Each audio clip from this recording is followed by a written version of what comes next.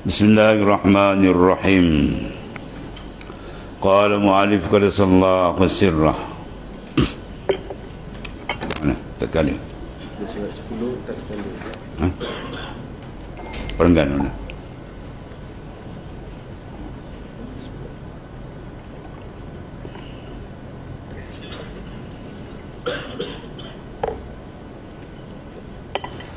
Kemudian tatkala kami dapat akan jalan ini, kata Hujjatul Islam Al-Imam Al-Ghazali, dengan sifat ini, maka kami tilik, maka baikkan tilik. Mana kami tilik dengan tilik yang sebenar, renungan yang detail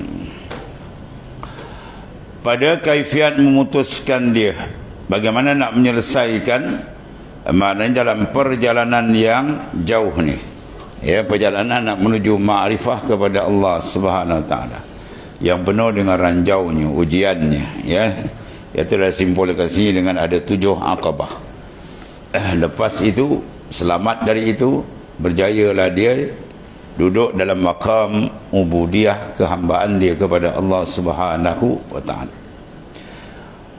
Dan barang yang berkendak kepadanya oleh hamba daripada bekal, ya, ibarat kita musafir, kita mempunyai, kena ada bekal, kalau tidak salah di tengah jalan.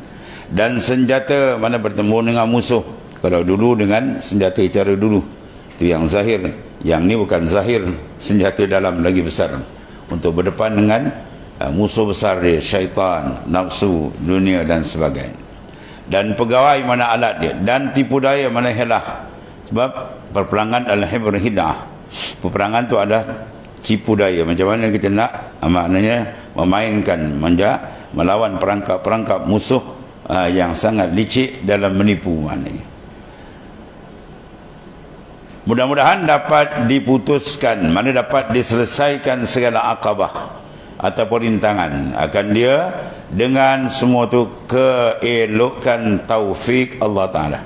Walhasil kembali pada hakikat, semua tu kembali pada taufik. Apa makna taufik? Khalqu quwwata ta'afil abdi, kekuatan yang Allah Ta'ala berikan, kemampuan yang diberikan oleh Allah Ta'ala. Hidayah satu, taufik satu, ya. Hidayah tu petunjuk. Sebab ada orang dapat petunjuk, dia tahu, tapi dia tak mampu nak buat. Dia tahu benda tu baik, benda tu buruk, maka dia gagal melaksanakan yang baik, bahkan dia terperangkap dengan benda yang buruk. Itu makna dia ada hidayah, tapi tidak ada taufik, ya. Sebab kita nak dua. Sebab itu dalam doa Rasulullah SAW, Rasulullah doa 2 lapis. Allahumma arinal haqqan haqqa warzuqna ijtiba'ah, wa arinal batilan batila warzuqna ijtinabah. Ya Allah, ya Tuhanku, tunjukkan akan kami jalan sebenar, itu benda yang sebenar, ya, dan rezekikan kami dapat mengikuti kebenaran itu, dan tunjukkan kami kebatilan itu sebagai kebatilan, dan rezekikan kami dapat menjauhkan akan kebatilan itu. Bila dapat dikerjakan taat dan dapat dihindarkan larangan, maka berjayalah insan. Cuma benda tu, larangan dan taat tu dibagi dua lah. Satu yang zahir, satu yang batin. Kadang yang zahir ni mudah, adapun yang dalam tu dia payah sikit, ya. Nak uruskan ruhani tu dia agak sukar. Walau macam mana pun benda tu, bila dapat pertolongan Tuhan, dia menjadi mudah. Dia kita ni kalau kerja zahir dengan dalam, luar dengan dalam, yang dalam memang sukar, ya. Kerja kalau pakai anggota luar saja, kan, nak buat bangunan anggota luarnya, ya, dia siap, dia pandai gaul simen, depo simen, ikat batu, dia pandai lah ukir macam-macam. Itu kerja luar, itu gaji dia tak mahal. Gaji dia mungkin satu hari 100-150 ke, kan. Tapi kalau perancang, pakar, toke, tu kerja besar, tapi kepala dia botak. Toke tu dia angkat simen, kadang dia tak boleh. Tapi dia punya apa, dia punya ni otak tu pusing. Luruh rambut dia. Buat kerja dalam, pakar perancang, gaji 30-40 ribu, ya, dengan orang kerja kontrak biasa mana sama, kan. Bila kerja main dalam ni sudah mahal. Sakit begitu juga. Kalau sakit luar, sekadar lenguh-lenguh kita boleh urut. Kadang luka sikit boleh tampal, luka sikit lagi boleh jahit. Tapi kalau main dalam kanser, dah taraf 3, taraf 4, itu bukan main. Dia kena masuk skop, masuk apa, MRI lah, macam-macam kena buat. Ya, bila main dalam memang dia besar. Ya, nilai dia pun besar. Dia punya cabaran kemusnahan dia pun besar. Begitulah rohani. Kadang-kadang kita sembahyang luar, alhamdulillah. Tapi kerja tu memang berat. Tapi nak jaga dalam lagi berat kan. Ya, kita dah buat dalam betul-betul nak tawajuh hati kepada Ta'ala. Ya, ni syaitan dia ganggu. Kadang kita dia pusing sana, dia pusing sini buat ibadat, tapi lain tempat lain, fasad lari, niat kadang dia tercacat dan sebagainya. Maka oleh kerana itu ada suruh pantau tu. Barang siapa yang dapat melaksanakan betul dengan baik arahan dan larangan Tuhan tadi ditinggalkan zahir dan batin, masya-Allah, maka dia akan dapat kedudukan yang tinggi di sisi Allah Subhanahu Wa Taala, kejayaan yang besar di dunia dan di akhirat. Di dunia apa kejayaan besar dia? Dia tidak ditipu. Dia tidak boleh ditipu oleh musuh dan sebagainya. Bahkan dia tetap istiqamah pada jalan yang sebenarnya. Maka kata muallif radhiyallahu anhu, kata Hujjatul Islam Al-Imam Al-Ghazali, kami karangkan pada membicara memutuskan jalan ini. Oleh kerana itu, sebab kitab ni kitab terakhir kalau bagi anak bongsu kan, bermakna memang dia punya keistimewaan tu lain. Imam Ghazali muatkan benda-benda yang cantik dalam.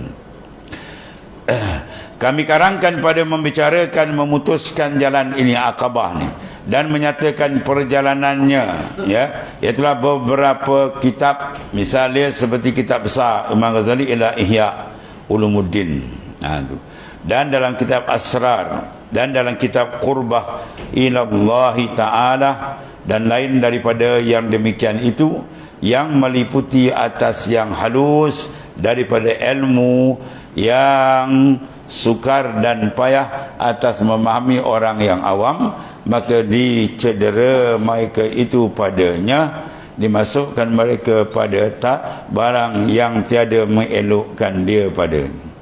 Ini satu hal.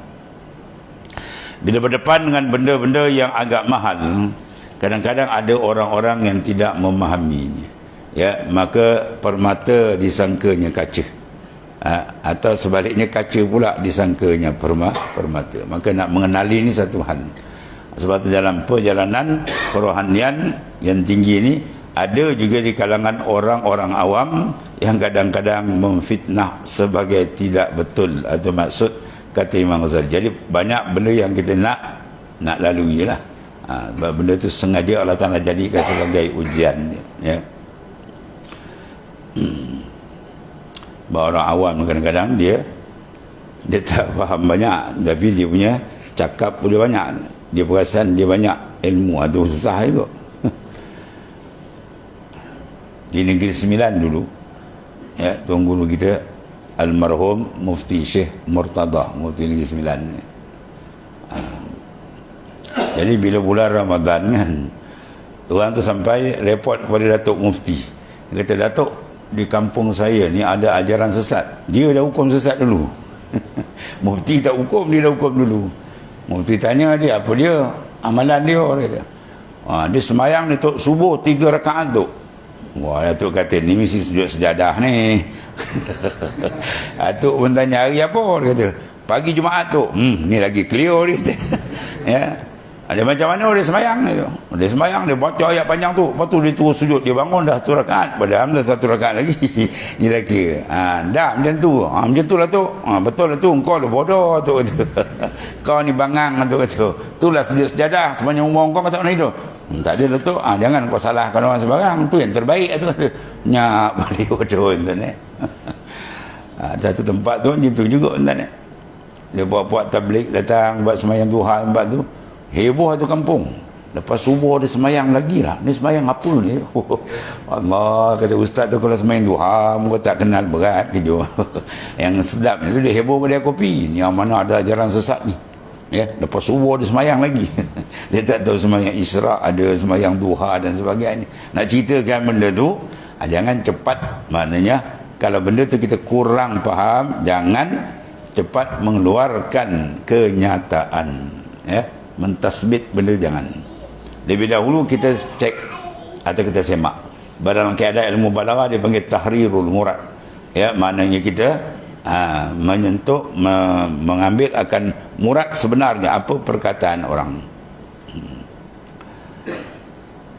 Seorang bercakap, jadi kita tak berfaham, kita kena tanya dulu.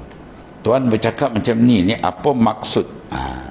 Dia akan ceritakan maksud gini-gini. Kita tengok atas maksud tu baru kita tengok betul tak dengan syarak atau bercanggah. Kalau betul, tak apalah, tak payah bahas, senang. Ini dia tak tahu maksud kawan, dia hentam dia bom-bom. Kawan dia senyum aja. Kawan tu kata, dah saya bukan maksud macam tu, kata. Oh, macam tu pula.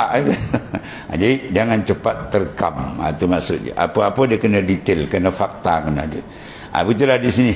Kebanyakan melayan orang-orang awam, ya, maka dicederakan mereka padanya dan masuk mereka itu pada barang yang tiada mengelokkan daripadanya. Ya, dia kata macam-macam, dia hentam macam-macam, padahal benda tu elok.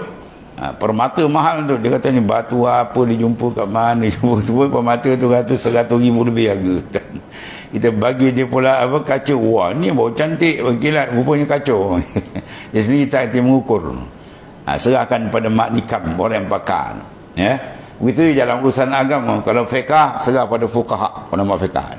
Kalau hadis, serah pada muhaddisin.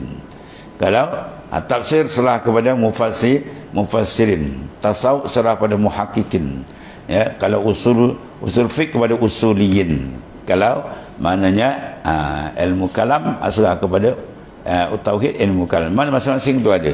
Ini berdasarkan kepada nas Quran, fasalu ahla zik in kuntum ta'lam. Fasalu ahla zikri, sila kamu hadapkan persoalan tadi kepada orang yang pakar dalam bidang tu. Tu maknanya. Ya, ni dia tak pakar, tiba-tiba dia nak buat macam pakar. Tu yang terbakar. Ya, dia tak pakar, dia tak reti, dia buat macam reti. Ya. Orang tua kita nak buat operate kan, atau kita sendiri nak operate. Kita siap doktor pakar ni, tiba-tiba datang seorang kawan dia, kawan kita, dia bukan bidang doktor pun, tak apa, saya boleh buat, yakin dengan saya memang sayang kat awak, maut je. Kan dia lapar macam lapar daging lembu lah. Ya, dia tak tahu mana boleh buat, dan dia tak boleh buat. Dia kena serah pada orang yang ahli dalam bidang tu. Ya, semua ada jurusan. Kalau doktor pun kita tengok ni pakar khas, ya, dia pakar mata. Bila kita sakit mata, pergi jumpa pakar mata. Ni kita sakit mata, jumpa pakar telinga, kan. Dia kata, awak sakit apa? Saya ni salah tuan, mata saya ni pakar telinga, kata. Awak datang sini, pergi datang sana, kata. Ya, mana kena bidang dia lah, baru benda tu dapat jawapan dan selesai maknanya. Maka apa perkataan dan lebih fasih daripada kalam Rabbul Alamin, dan senya telah berkata mereka itu khabaran cerita orang yang dahulu dan lagi tiada engkau dengar akan kalam Zainul Abidin anak Husain anak Ali radhiyallahu anhu, cicit Rasulullah sallallahu alaihi wasallam.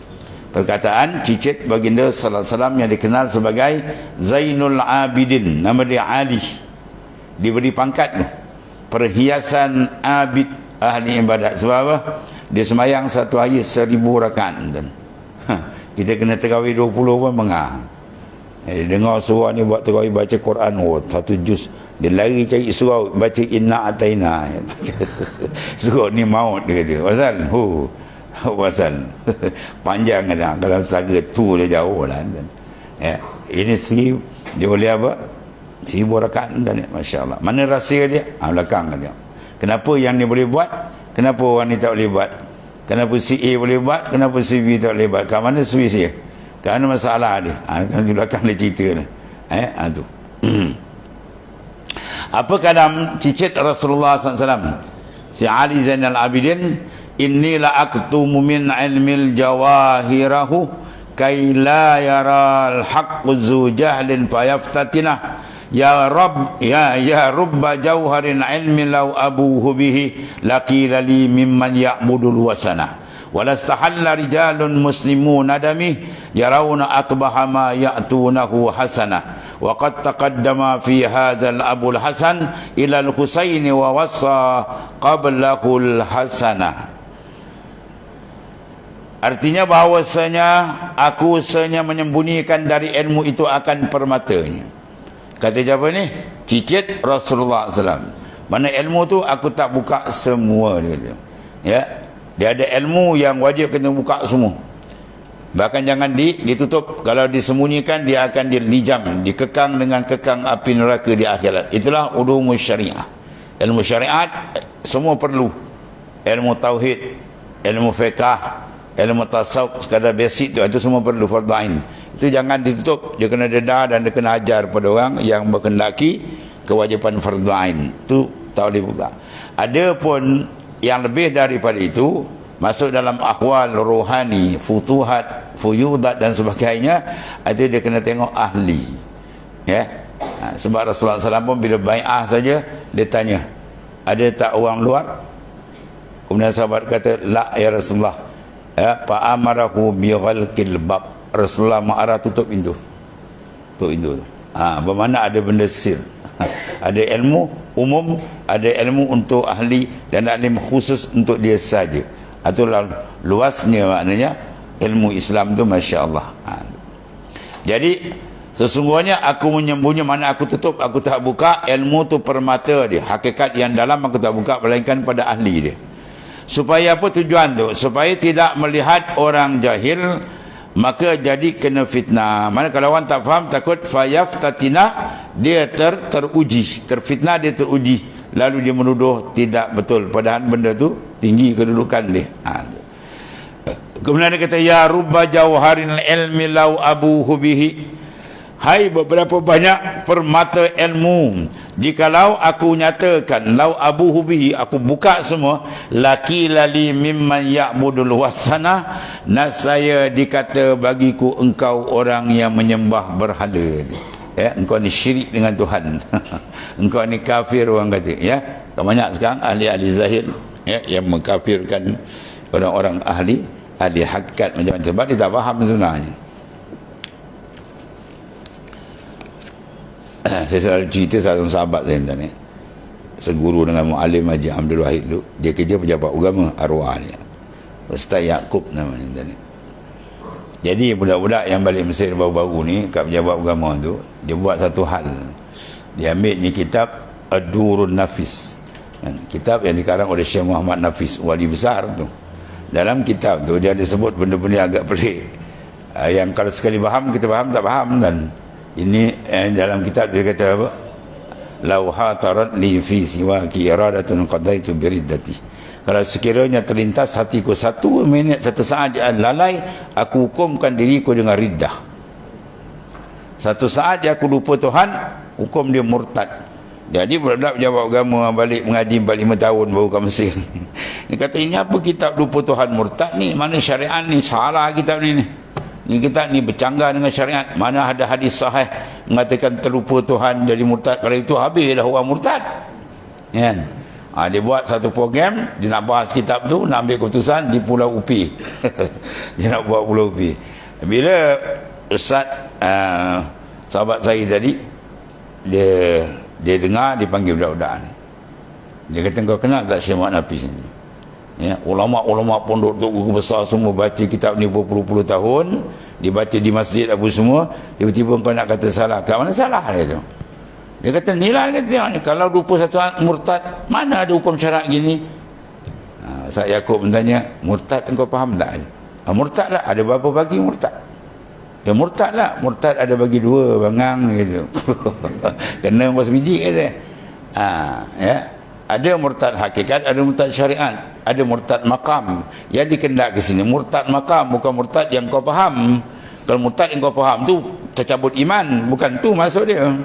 Ini murtad makam, dia naik makam farqus sani, kemudian dia turun balik makam farqul awal. Baru makam farqus sani mana hati dia khudur ma Allah daiman.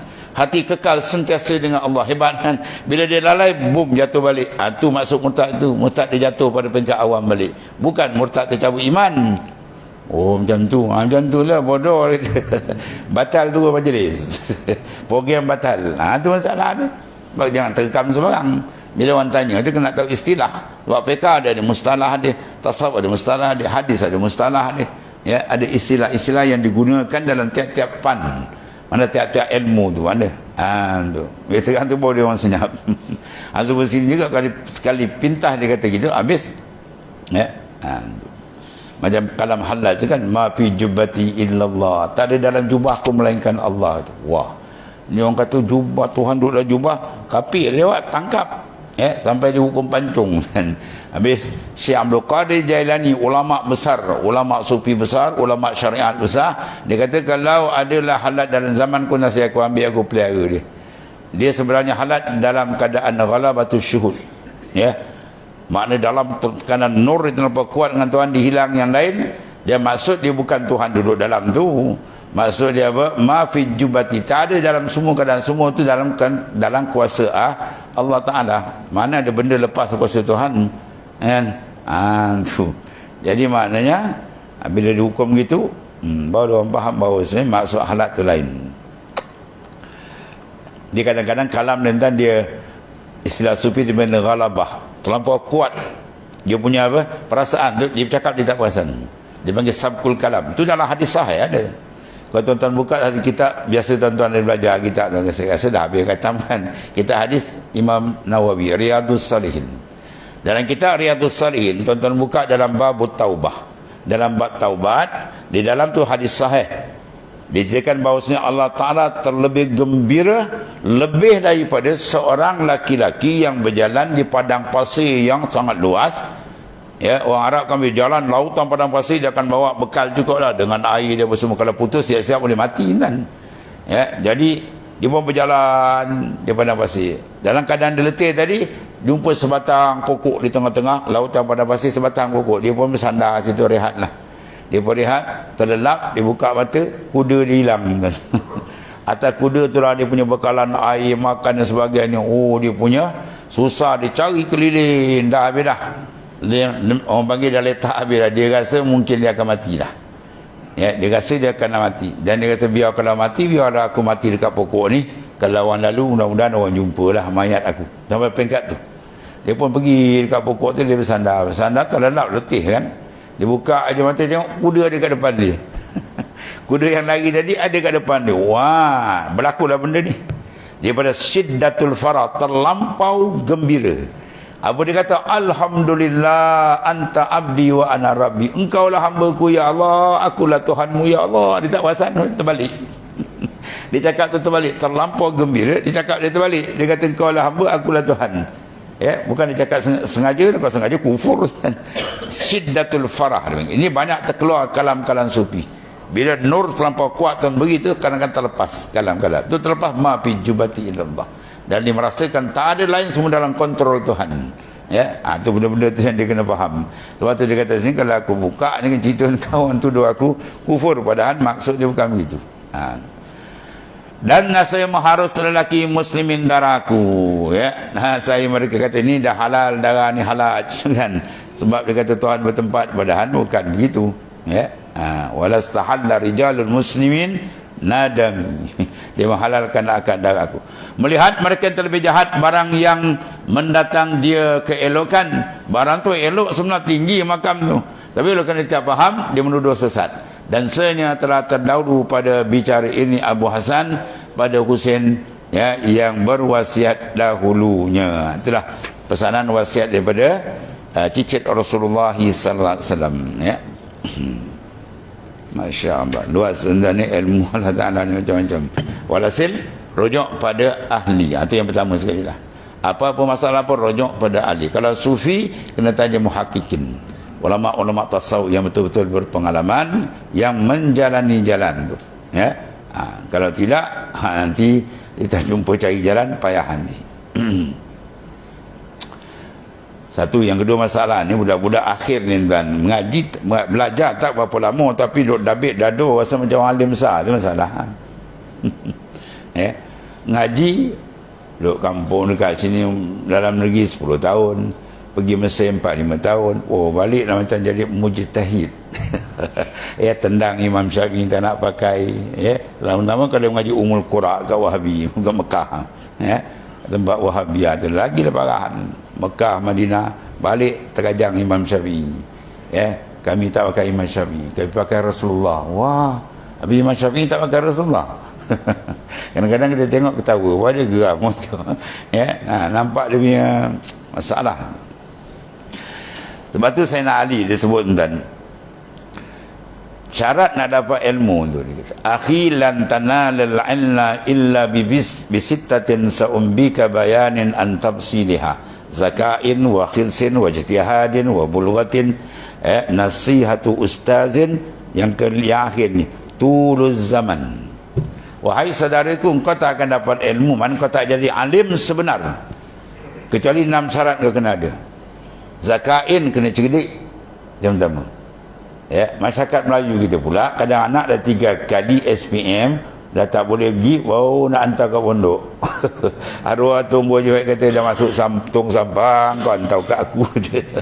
Pusing darah bayar 1,000 pusing dia pening kepala. Ya, sebab itu, sebab apa di selatan Thailand tu kawasan nama Patani, ambil kalimah Fatana, banyak orang cerdik ulama di situ. Ya, saya mengaji di Patani tu tuan, lebih kurang ada 150 kawasan pondok. Satu kampung ni sini satu kawasan, depan sikit lagi ada kawasan lain, macam kita sekolah kat sini lah. Sebab apa jadi begitu? Sebab kerajaan sana dia blok orang Melayu, yang mana bijak-bijak semua tu paling habis tinggi pun jadi cikgu, jadi polis, gaji 150, 200 dia duduk. Mana orang nak jadi, orang pun anak dia hantar pondok cerdik tu, lepas tu dia berniaga bisnes saja, hidup dia orang banyak berniaga. Jadi yang cerdik, yang piau ni hantar pergi pondok. Saya dulu pergi pondok pun sebodoh lagi kan, habis SPM pun nak pergi. Budak-budak sana tu umur 13-14 tahun baca kitab Arab tak ada baris. Faham tu kalau tak ada bagi, faham tak? Maknanya nahu sarab tu dah cekap. 4-15 tahun tu cekap nahu tu. Dahsyat. Kita datang melopor tu, hebat. Itulah kesan dia. Sebab apa? Zakain. Dia bagi anak dia cerdik, piau. Kita pula anak yang beku, yang tokoh agama, yang piau-piau pergi cari dunia.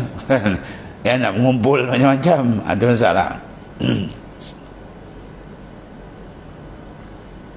Satu pondok, kawasan pondok, kata anak murid ada 400-500 orang kan.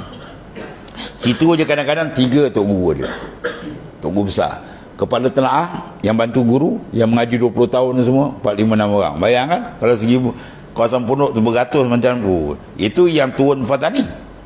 Yang tak turun di Bukit Jihad sana lagi banyak. Bayangkan sebab apa ni? Ini yang pertama, zakain, cerdik. Yang cerdik tu dihantar tempat-tempat jadi.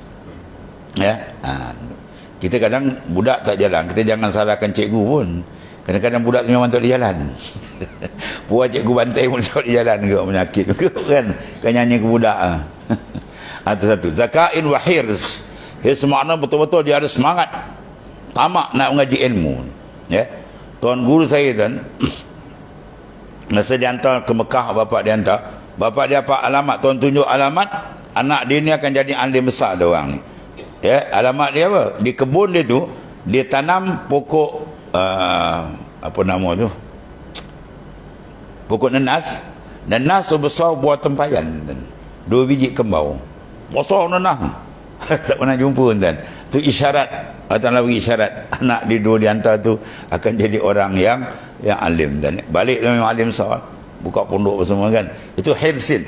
Masa mengaji, masa belajar lah masa belajar tu abang tengok adik tak tidur, abang menghafal. Abang adik pula tengok abang tu, dia menghafal. Dia menghafal kitab entah berlawan-lawan. Tu. Lama 10 tahun baru balik. Budak sekarang pula mengaji, kalau mengaji jadi konduktor bas. Tahu, kejap balik. Orang kampung kata balik. Balik. Orang dulu tuan-tuan kadang mengaji pergi belajar tu, sampai orang kampung rindu. Tak balik-balik kan. Satu tempat kampung saya di Teluk Mas tu, Tuan Guru Haji Rauf. Mengikut riwayat dia, sampai orang kampung buat kenuri, ingat dia dah meninggal. Jadi Allah Ta'ala set cerita tu Azali, hari dia buat kenuri, dia balik, terperanjat orang. Dia balik, hidup lagi. Puluh tahun dia menawan Mekah, baru balik sekali. Balik tu jadi orang alim kan. Itu cara dulu, hirsin, terlampau semangat mencari menimba ilmu kan.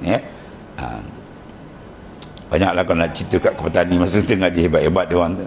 Tuan Guru Haji Sarah Bedang Padang tu, Masya Allah, alim tu. Dia tidur tu dengan matan, dekat 20 matan ni. Semua dihafal kan. Tiap-tiap ilmu ada matan-matan kan. Dia hafal. Dahsyat-dahsyat. Itu hirsin. Wajtihad, kena bersungguh-sungguh. Kemudian bulghatin adalah sedikit bekal, jangan banyak sangat. Dia kalau duduk pondok ni mewah sangat, biasa tak jadi. Dia kejap-kejap keluar beli barang je. Kejap-kejap pergi pasar malam. Mau dia kerja. Oh, dulu tak ada kan. Oh, makan kalau anak dulu pondok sebulan RM20 kan. Tak cukup tahan gitu je lah. Sebab kalau lebih sangat kata jadi dia. Bulghatin, nasihat ustaz, dan ikut betul akan nasihat guru dia, muallim dia mengajar dengan nasihat tu, adab dengan jaga. Yang saya nak cerita ni ujung tu, tuluz zaman, panjang masa. Dalam syarah dia kata tuluz zaman, sekurang-kurang orang tu nak berbau alim tu, alim kan 40 tahun belajar. Orang dulu di Patani tu kalau tak sampai mengaji 40 tahun tu dia nak mengaku alim, dia malu kan. Dia nak mengaku dia alim mengaji. Saya masa mengaji tani kan, saya pergi kedai kopi kan, kedai kopi nak minum air kopi lah, ajak kawan kan. Habis tengok dekat meja tu kan, tokek tu kitab tebal tu. Saya serak-serak, oh kitab tak ada baris. Kita Arab tuan-tuan, tokek kedai kopi kita Arab, tokek kedai kopi sini kita katun punya. Ya, habis saya tanyalah, pakcik, wah pakcik kita Arab pakcik adalah mengaji. Lama mengaji ni? Mengaji sebentar je, sekejap je. Berapa tahun? Adalah 15 tahun. 15 tahun sebentar. Kita mengaji nak habis 10 tahun, tunggu tengok langit, tengok darat tu. Ya, 15 tahun kita sebentar. Tu petani punya orang, dahsyat tuan ni. Tu nak ceritakan apa tadi? Tuluz zaman, panjang masa. Baru dia dapat betul pengalaman. Seni ilmu tu betul dia dapat. Mana nak cari sekarang tuan? Mula dapat sikit BA 4 tahun, tambah sikit MA, BA buat anak, MA main anak. Balik dapat PhD. Wah, mula belagak aja orang alim so. Habis imam mazhab dia tanda dan kurang hajau tu. Banyak tuan. Macam-macam lah tuan. Pergi di Syria dan profesor yang syahid seorang tu, Profesor Syed Ramadan Al-Buti tuan. 7 PhD kan, 7. Bukan 1. 7 PhD. Tapi punya tawaduk, masya-Allah. Ya. Dia membina, makna membina apa? Dia membina mazhab-mazhab Ahli Sunnah wal Jamaah. Oh dahsyat. 7 PhD ada. Kita satu pun orang buka dada kembang. Ya, tak boleh tegur, tak boleh nasihat, menting hentam pula ulama-ulama besar tu. Semua karut banyak. Adalah sikit tuan-tuan. Dan kata mu'alif radhiyallahu an telah menghukumkan hal pada orang yang mempunyai agama menilik kepada sekalian makhluk Allah Ta'ala dengan rahmat dan meninggalkan membantahi. Telah menghukumkan, memberi penjelasan hal pada orang yang mempunyai agama. Mana orang yang ahli din, ahli agama betul, dia menilik kepada sekalian makhluk Allah dengan pandangan rahmat. Mana pandangan kasih sayang. Itu dia. Kalau kita tengok orang tu tak semayang jalan, tak kena surau masjid, jangan kita maki dia, dekat dia macam mana cari uslub macam mana nak tarik dia. Tu. Dalam madrasah ni ada 20 orang, 50 orang, kan? Baik, kita buat target tahun ni tiap-tiap seorang tarik seorang macam. Ya, seorang tarik seorang. Dah jadi berapa kan? 100, penuh dah. Ini balik muka tu, pergi balik muka tu. Habis meninggal pula seorang, kan? Patutnya tiap-tiap seorang setahun ni kita target. Tiap-tiap seorang kena bawa seorang. Siapa yang tak mampu kita dekat. Buatlah uslub cara mana kita buat. Cari ini orang tak semayang dibaca kau. Ni tu neraka mana tak tahu. Ya, neraka dia pula tu hukum orang neraka mana. Itu bukan sifat. La tunza'ur rafah. La tunza'u rafa illa min syaqiyyin. Tidak dicabut perasaan kasihan belas daripada hati seorang melainkan orang tu paling celaka, Nabi kata. Orang yang paling celaka, Nabi kata apa? Orang yang kerah hati, yang tidak ada sifat kasih sayang. Kita sifat kasih sayang tu ada. Orang jahil tak tahu agama, kesian, tengok macam mana kita nak dekat dia. Orang tu tak sembahyang, kesian kita. Macam mana nak tarik? Itu cara dia mana? Dakwah. Tarik orang tu kepada jalan Allah SWT. Jangan biarkan. Ya. Kalau cakap kita maki kita apa, betul dia apa juga tak selesai masalah. Islam ni bentuk agama menyelesaikan masalah. Ya, supaya itu panggil sikap orang yang mempunyai agama Islam menilik dengan makhluk Allah dengan pandangan rahmat, dan meninggalkan membantahi, munaza'ah, ya. Maknanya bertengkar, itu bukan sikap yang diajar oleh Rasulullah sallallahu alaihi wasallam. Kemudian kata Imam Ghazali, maka aku ibtihal, yakni merendahkan diri kepada Allah Subhanahu wa taala yang dengan tangan mana kekuasaannya, kejadian dan pekerjaan bahawa memberi taufik. Ya, sebab nama Allah Taala ialah Al-Hadi. Ya, kita lihat orang yang saleh, kita lihat orang pergi masjid, pergi surau, buat kerja agama yang berbagai-bagai amal saleh. Di situ tempat apa tuan-tuan? Tu mahalut tajalli, tempat mentajalikan asma nama Tuhan. Ismun minal asma ila al-hadi. Kita tengok aja orang buat amal saleh, kita nampak di sana terbayang terang nama Tuhan Al-Hadi, dia yang memberi hidayah. Ya. Sebalik, kalau nampak sebaliknya, kita nampak isim nama Tuhan Al-Mudil, dia yang mensasarkan tersasar jauh. Itu pandang pada hakikat. Ya. Adapun syariat, kerja kita apa? Ad-dallu 'alal khair ka fa'ili. Orang yang menunjuk orang berjalan baik, maka pahala dia dapat macam mana pahala untuk buat. Orang tu tak semayang, kita tarik sampai dia rajin beribadah, sepanjang dia mati sampai dia meninggal, ibadat dia buat tu kita dapat pahala. Dia panggil macam kita main apa? Upline, downline lah kan. Orang atas upline lagi banyak, dia pakai downline di bawah. Dia makan-makan kan. Dan kata Imam Ghazali, akan daku mengarang satu kitab yang jatuh atasnya ijma' ulama', mana kesepakatan ulama' Ahlus Sunnah wal Jamaah, dan hasil dengan orang yang membaca akan dia memberi manfaat. Itu cara kasih sayang Imam Ghazali. Dia memberikan dalam bentuk penulisan. Dia tulis, ya, dia karang kitab. Itu. Contoh Ihya Ulumuddin, ya. Keanehan Ihya Imam Ghazali punya kitab, dia masing-masing ada kelebihan. Dia kumpul semua ilmu kan. Kalau kita ngaji fiqah kan, daripada kita kecil sampai kita mempak mazhab fiqah je kan. Kalau usuluddin bahan macam khilaf ulama kitab besar, satu lain aja. Ya, tasawuf Imam Ghazali tak dia kumpul satu kitab dia. Ya, ilmu yang penting. Pertama ilmu usuluddin dia letak di awal. Di tengah tu, duzuk tu pula letak ilmu fiqah, dan di ujung letak ilmu tasawuf. Jadi habis dia iyak, cukup lah tu. Kalau kita pula ada seorang ulama, Syekh Abdul Samad Al-Falimbani, jasa baik dia dengan kasih sayang ni semua sifat-sifat yang ni ada. Ya, dia tengok, ya, ada orang yang tak tahu bahasa Arab, kampung aku dia tu gini, adik dia timbul, dia terjemahkan. Ihya tu pula diikhtisar, mana diringkaskan. Ya, dia ringkaskan Ihya, dinamakan kitab yang selalu tuan-tuan mungkin dah belajar, ya, Sayyidul Salikin tu Ihya, ringkasan mukhtasar Ihya, diterjemahkan di jasa besar si Abdul Samad Al-Falimbani ni, maka dapat manfaat ramai orang. Tu di antara sifat-sifat yang elok yang ada pada arif billah, orang yang makna mewarisi perjalanan Rasulullah SAW. Yang hasil dengan orang yang membaca akan diterima memberi manfaat, maka dia diperkenankan daku kepada yang demikian itu.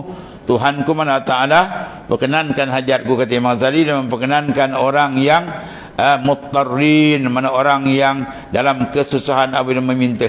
Yang kita dalam minta tu kena ada siddatul fakri, muttar amma yujibul muttar iza da'ah. Quran kata orang kalau dalam muttar ni, dia berdoa ambil bantuan terima. Muttar ni mana siddatul fakr, sangat-sangat fakir. Kita memfakirkan perasaan, walaupun dia orang kaya, walaupun dia raja, rohani itu sentiasa fakir, berhajat, bergantung dengan Allah Ta'ala. Bayangan dia, bandingan dia, kata ulama, macam seorang berjalan di tengah laut, ya, perahu dia pecah aja, ataupun kapal dia pecah, atau tentulah dalam keadaan dia terkapai-kapai itu, bulat hati dia dengan Tuhan. Macam itulah hati. Macam itulah hati orang sedang berdoa arif billah dengan Tuhan. Ya, mengangkat tangan betul-betul diangkat. Dahsyat dia orang. Dia berdoa munajat. Ini kadang dia berdoa tangan pun tak angkat kan. Dia tak tangan Cina. Amin. Amin macam nak mam rupa tu mam. Tunjal kepada lebih baik kau ngajar kau minta dengan orang sungguh ni, kau letak dengan Malikul Muluk tahu, raja segala raja. Ada tangan kau tak angkat, kau hajar lagi. Rasulullah tu afdalul makhlukat berdoa sampai ketiak nampak bayat putih. Tu izharul fakir, kita menzahirkan fakir kita dengan Allah. Sebab bila nak menghadap Tuhan dia ada adab kan. Cucu Rasulullah SAW, Sayyidina Hasan, yang kalau kita tengok ulama kata daripada pusat ke atas mirip Rasulullah Sayyidina Hasan, kalau daripada pusat ke bawah itu Sayyidina Husin. Ya, itu cucu dia dua tu ada kemiripan yang dekat. Dia Sayyidina Hasan bila ambil dia air semayang dan Muka dia yang cantik tu jadi pucat. Pucat lesih orang Melayu panggil kan. Jadi orang tanya dia, kenapa ya Sayyidina Hasan macam ni keadaan kamu tiap-tiap kali? Dia, kamu tak perasan ke? Yang kau nak menghadap ni siapa ni? Yang kau nak menghadap ni siapa? Ni bukan raja kan, bukan sultan. Malikul Muluk, raja segala raja. Ni syu'ur qalbi kan. Yang ni dia proses dalam tasawuf nak rasa tu. Bukan kita buat kosong tak ada rasa apa. Kita nak biar ada rasa. Maka nak dapat rasa tu macam mana? Dalam ilmu tasawuf dia akan bincang. Satu proses cermin hati itu dibersihkan sehingga dia akan dapat satu kelazatan dengan Allah Subhanahu Wa Taala. Jadi Imam Ghazali kata, aku berdoa tu satu doa yang diharapkan apa? Mustajab ialah muttarin. Tu ni. Mana kita izharkan muttar, fakir, insya-Allah dapat.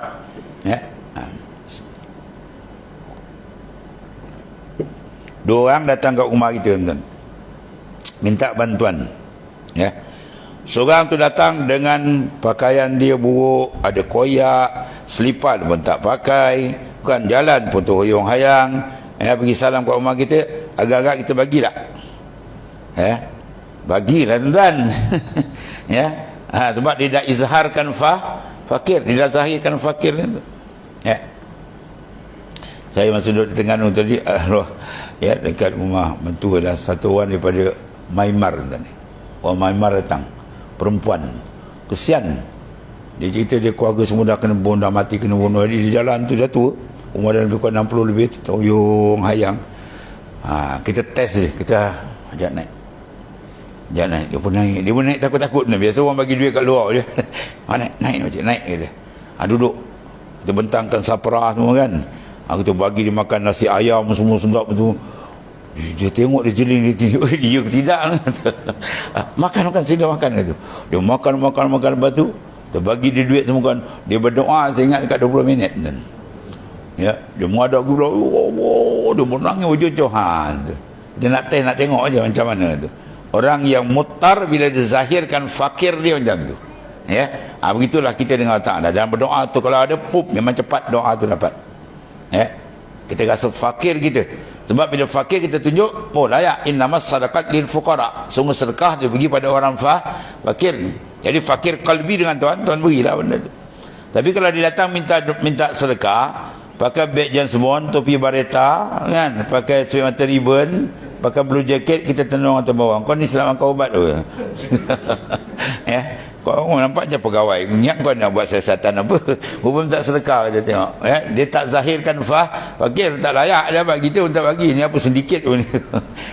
Izharkan fakir baru dapat. Atau kaedah begitu. Jadi kita fakirkan diri kita dengan Tuhan. Persoalan ni macam mana nak rasa fakir? Pandang lagi nak. Tahaqqaq bi ghinaih. Kau tahqiqkan tahaqqaq bi fakrika yang muduka bi ghinaih. Engkau tahqiqkan fakir kamu, nasib kau akan dapat bantuan daripada zat yang maha kaya. Jadi bila kita pandang kekayaan Allah yang maha dahsyat, baru nampak fakir kita ni. Maka nak nampak tu apa? Kasratul dengan banyak zikir. Sebab semua lafaz zikir, asma ke awsaf sifat dia semua menunjukkan jalal, jamal, kibriya, kebesaran dan keagungan Tuhan. Baru kita nampak kan? Tu. Dia nampak yang besar, baru rasa kita kecil. Selagi tak nampak yang besar, kita rasa kita besar. Kita ada 5 orang anak kan? Kita dengan bini kita keluar pergi pasar. Anak kat rumah siapa jadi bos? Yang sulung lah tuan-tuan kan? Tunjal adik dia piat kan? Buat dia rasa dia besar. Tiba-tiba dia tengah buli adik-adik dia, pintu rumah tadi tak perasan terbuka, bapak tercegat perhatiannya ni. Dia terpandang dia bapak dia macam automatik dia berhenti. Dia tengah nak sikit terangkat senyap. Sebab apa? Nampak yang besar. Dia buat selagi tak nampak bapak dia akan buli adik dia. Tapi bila dia nampak dia bapak dia, habis terus kaku dia. Kat pejabat dia juga, dia main dia tak nampak bos pandang. Dia nampak bos pandang semua senyap. Maksudnya apa? Tertajallinya rohani kita dengan yang maha besar Allah Ta'ala, baru kita kenal siapa diri kita. Lagi kalbi kita tak terbuka dengan Tuhan, kita rasa aku handal. Sembayang tapi sembayang katun, rokok kosong, tak terasa jalal jamal Allah Ta'ala. Itu penting kasratul zik. Tembak banyak zikir biar terbuka dalam. Iza kasra azkar kasran anwar. Bila dia banyak zikir, nur dia lagi banyak. Wa iza kana safat asrar. Bila nur banyak, sir dia akan terang. Bila safat asrar kana ma Allahi qarar, maka qalbi dia sentiasa dengan Allah. Maka orang yang qalbi sentiasa Tuhan, orang itu dipanggil afdalul iman.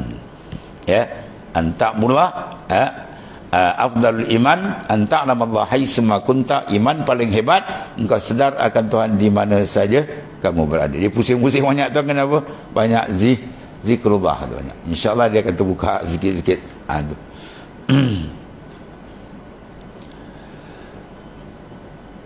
Dalam keadaan kata Imam Ghazali mutarrin, yakni orang yang kesusahan apabila minta. Macam mana kita mintakan sungguh, melihat mana akan daku dengan kurnianya kurnia Allah Ta'ala atau beberapa rahsianya. Yang demikian itu dan telah memberi ilham daku pada aturan yang indah-indah yang tiada aku sebutkan di dalam karangan yang telah lalu. Itu kata yang anak bungsu ni banyak sikit lebih dia. Dia dah karang banyak kan. Last kali penutup ni ada rahsia-rahsia yang dibuka. Dalam kitab ni kata Imam Ghazali ada banyak aku selitkan yang indah-indah perbahasan dia. Yang tiada aku sebutkan dalam karangan dia dahulu, ya, dalam Asrarul Mu'amalatuddin. Dan inilah yang aku sifatkan baginya. Maka aku berkata dengan Allah, dengan nama Allah yang memberi taufik. Kemudian kata radhiyallahu an, bahwasanya pertama-tama barang yang menjaga dengan dia hamba Allah bagi mengerjakan ibadat. Hamba Allah ni benda yang pertama push rohani dia tu. Dia rasa nak ibadat kat mana? Imam Ghazali dia tackle cantik tuan ni. Sebab Nabi sebut kalau hati tu baik, semua akan baik. Hati kalau rosak, semua akan rosak. Sekarang dia tengok perkembangan rohani dia. Iaitulah pertama sekali, iaitulah orang yang nak kerja ibadat, bergerak hatinya bagi berjalan, akan jalannya ya adalah dengan khatir yang samawi daripada Allah Azza wa Jal, dan taufik yang tertentu bagi ilahi, iaitulah yang dikendaki dengan firman Allah Ta'ala, afaman syarahallahu sadrahu lil Islam bahwa ala nurin min rabbih. Jadi kita ni dia ada beberapa proses kalbi. Dia kalau sab sekali itu dia panggil khatir, lintasan. Dia kuat sikit dia panggil hammun. Kemudian wahmun, kemudian azmun, kemudian bau niyatun. Ya, itu dalam syarah kitab Riyadhus Shalihin juzuk yang pertama. Ya, dalam tu disebut maratibul qasdi. Kasat hati kita ni kan ada maratib, ada peringkat-peringkat. Ya, dia duduk Kuala Lumpur. Kan? 2 hari lagi nak gayo. Terlintas nak balik tidak. Tu khatir panggil. Ya. Habis sampai hari petang raya tu orang lagi kuat, balik. Dia kuat sampai angkat, dia pun pesan dia bawa angkat baik, itu dia panggil apa? Niyatun.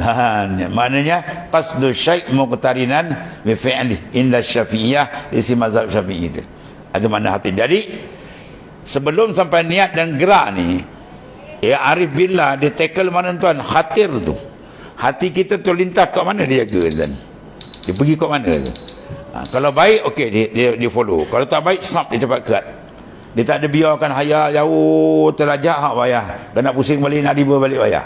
Ya, sikit je dia kontrol. Maknanya apa? Memberi pemantauan terhadap qalbi itu di mana dia pergi. Itu adalah kerja yang amat penting. Ya, qalbi itu jangan biarkan. Sebab di bawah ayat sini afaman syarahallahu sadrahu lil Islam bahwa ala nuri min rabbih.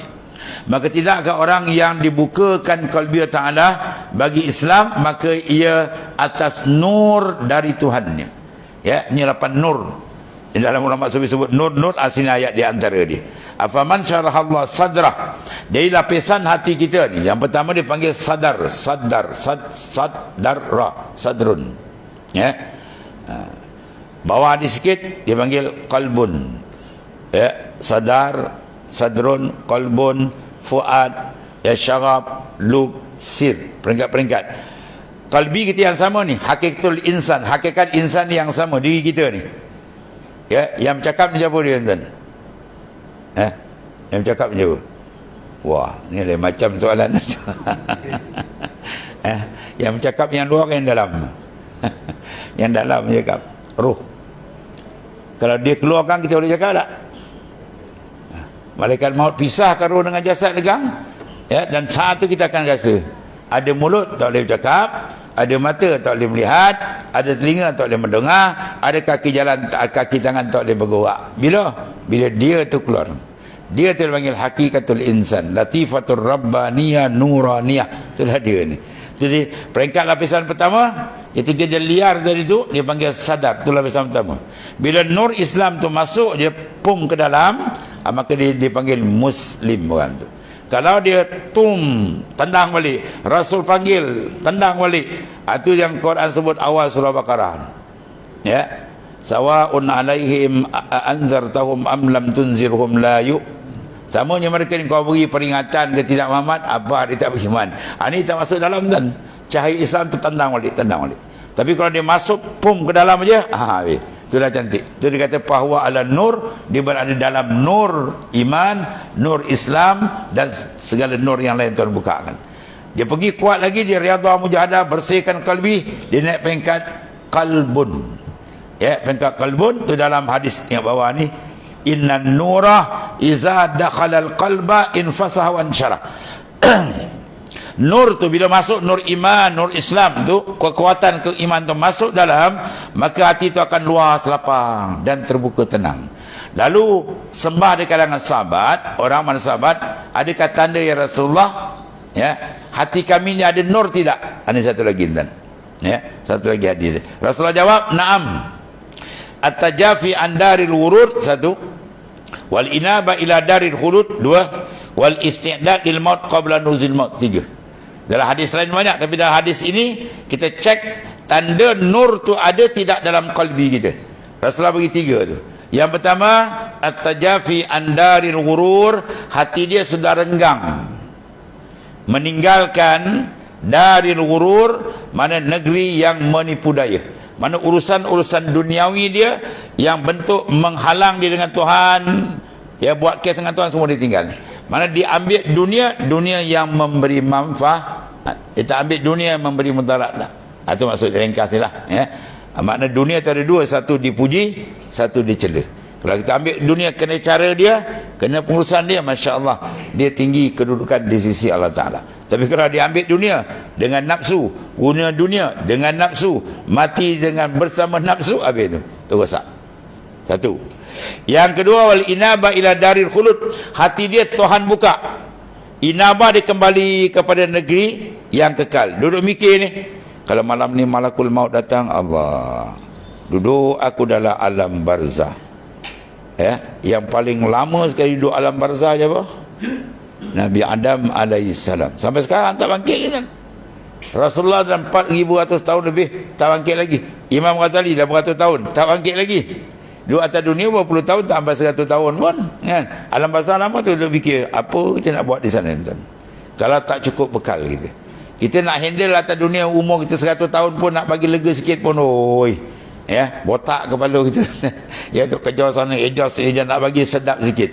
Yang ni sana ni bukan 80 tahun, bukan 100 tahun. Bayangkan, nak bangkit lagi besok, pergi yaumil mahsyar, nak pergi hisap lagi, nak timbang lagi, Allah, nak titis sirat, banyak kerja lagi. Benda ni dah ada dalam set kepala dia. Itu tanda orang tu nur dia dah ada.